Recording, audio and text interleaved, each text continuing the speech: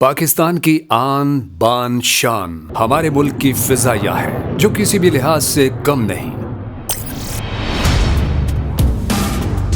پاک فضائیہ کے ماہر پائلٹس تو پہلے ہی دنیا پر اپنی دھاک بٹھا چکے ہیں۔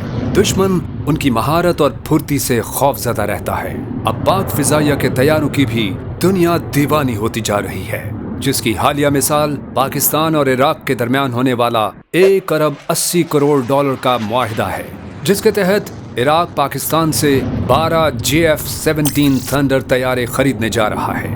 اس معاہدے نے بھارتی حکومت، فوج اور میڈیا کو حواس باختہ کر رکھا ہے۔ اگر بھارت کے اپنے لڑاکا طیارے تیجس کا موازنہ پاکستانی JF-17 تھنڈر کے ساتھ کیا جائے تو بھارتی فضائیہ کی پریشانی خود بخود سمجھ میں آ جائے گی۔ جنگی ماہرین کا کہنا ہے پاکستان کے JF لڑاکا طیارے F-16 فیلکن کے جیسے ہی ہلکے وزن کے ہیں اور اسی کی طرح ہر قسم کے موسم میں زمین اور ہوا میں نشانہ لگانے کی صلاحیت رکھتے ہیں۔ اس کے مقابلے میں تیجس ابھی تک کسی جنگی میدان میں بھی کوئی کارکردگی نہیں دکھا سکا۔ نہ بھارتی ایئر فورس کے سوا دنیا کے کسی ملک کی فضائیہ نے اسے خریدنے کا رسک لیا ہے۔ وجہ اس کی یہ بتائی جاتی ہے کہ بھارت کے MiG-21 کی طرح تیجس کے بارے میں بھی ڈر یہ ہے کہ یہ بھی ایک اڑتا ہوا جدید تابوت ہے۔ جیسلمیر والے فضائی حادثے نے ان خدشات کو مزید تقویت دی ہے۔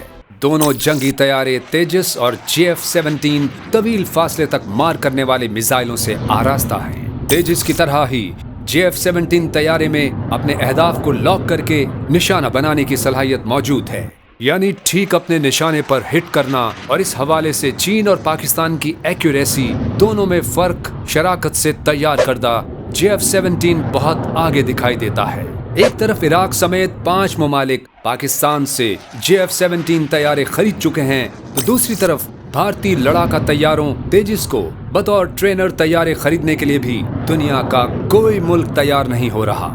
چند برس قبل ملائیشیا نے تیجس کی خریداری کے لیے بھارت سے جاری مذاکرات کو ختم کرتے ہوئے جنوبی کوریا کے ٹرینر لڑاکا طیارے FA-50 کی خریداری کا معاہدہ کر لیا، جس سے بھارتیوں کی بہت سبکی ہوئی کہ جو تیجس کو اسرائیلی اور بھارتی ٹیکنالوجی کے اشتراک کا شاہکار قرار دیتے ہوئے، یعنی کاغذات کی حد تک 4.5 جنریشن کا لڑاکا طیارہ ثابت کرنے پر مصر ہے۔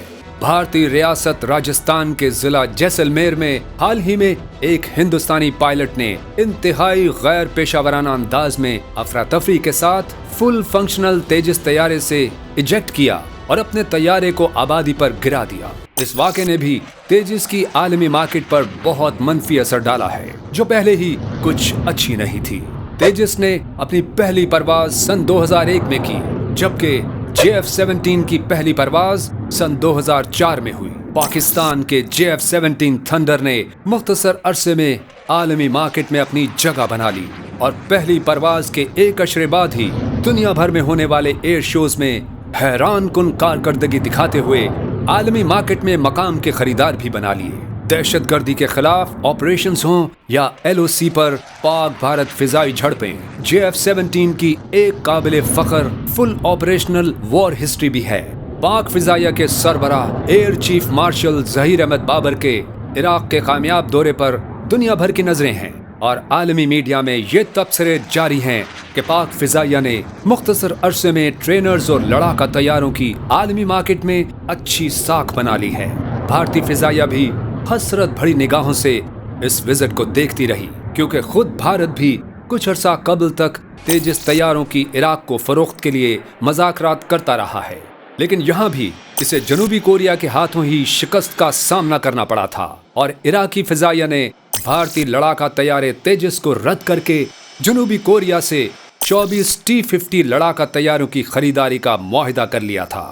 اگر کبھی JF-17 تھنڈر اور بھارتی تیجس آمنے سامنے آ گئے تو دودھ کا دودھ اور پانی کا پانی ہو جائے گا، اور یہاں بھی ہمیشہ کی طرح رسوائی ہی بھارت کا مقدر بنے گی، انشاءاللہ۔